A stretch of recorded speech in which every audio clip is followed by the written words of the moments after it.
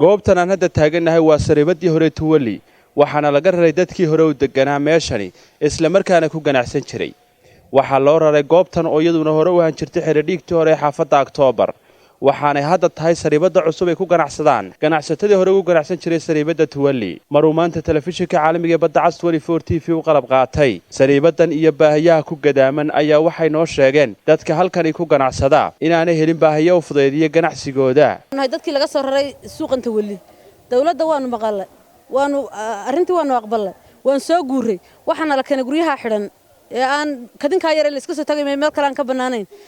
in dawladdu sharafta wax ka qabato guriga naga hagaajiso si fiican si aan anana u maqalay oo aqbalay inay naga hagaajiyaan oo wixii aan caabayna naga hagaajiyaan kadimada noo baneeyaan naga hagaajiyaan nama cidinooma iman cidino maxaa qabtaan lama oran waa adika arko de waa aragtan miisaskiina ay maran yihiin oo banaan yihiin waa aragtaan de walaalayaal waxaan doonaynaa dawladda sharafta inay wax ka qabato oo kadimada noo baneyso oo hagaajiso oo biyaha noo galiso haraadna waanu baqtino cagada sanadseena guryaha subaxii waxaan ka nimaadnaa October dabadiisa cagada san wax ku soo qaadanaa labaad cabad badan baan muujinaynaa waxaanu dadka laga soo raray suuqa Tuwali siba waxaan nahay dadkii hilibla ahaa ee hilibka ku ganacsan jiray waan la soo raray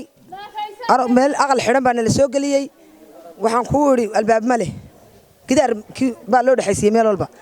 meel luuq aad moodo aqal la daheeyay oo la xidha baa ka wareega ummadii way gali kar wado laga ganacsan waayay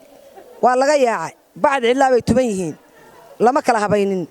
waxaan baaq u dirayaa dawladda sharafta leh iyo dawladda hoose iyo maayarka magaalada ee intuu soo xareeyay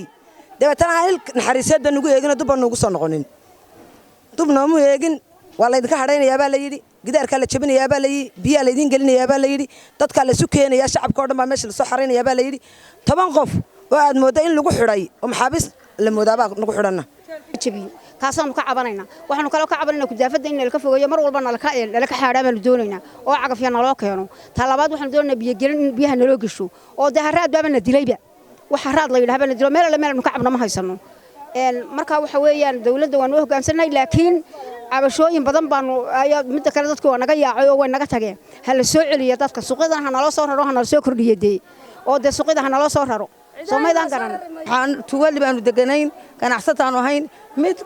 sharaf loo marayo iskuulka baxaya mid jaamacad loo dirayaba hooyooyinka halka ku ganacsada ayaa muruqmaalkooda ku shaqaysan jiray waxa weeyaan waana la soo raray waana la soo duubay meel walba xiriig laga raray oo cidla ahayd oo garba ka luulata ayaan loo danayna lagu soo shubay tiina cadaaladeedii lama simin inina waxaan ku yiri niman kala u gacan haadinayo booshariyahay see hor fadhiistay inna albaaba lagu xidho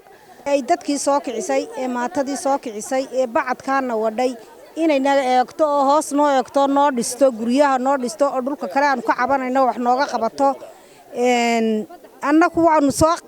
yeelay hadalkeedii waanaanu soo raacnay aqal baa nala ku xireeyay aqalkii markii nala ku xireeyayna bacad baa nala too imka 10 ka cashaan taagnay bacad baan saa u tubanna Maxamed Saciid Gaxnug telefishinka caalamiga badda cas Burco.